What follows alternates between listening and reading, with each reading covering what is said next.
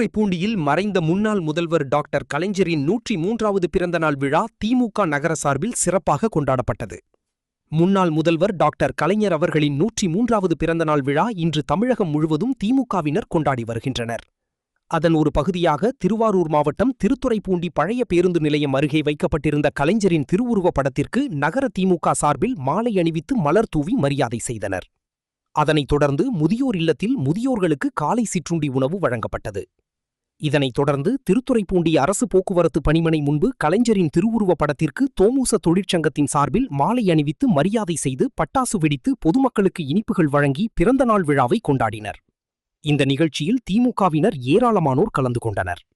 இன்று 3/6/2026 இன்று நமது முன்னாள் முதல்வர் மாண்புமிகு முதல்வர் திரு மு. கருணாநிதி அவர்களின் 103வது பிறந்த நாளை முன்னிட்டு இன்று நமக்கு அன்னதானம் வழங்கப்படுகிறது. அன்னதானம் வழங்கிய குடும்பத்தில் உள்ள அனைவரும் பல்லாண்டு காலம் வாழ்க என்று அன்புடன் வாழ்த்துகிறோம். வாழ்க கலைஞர், வளர்க அவர்களது கழகம்.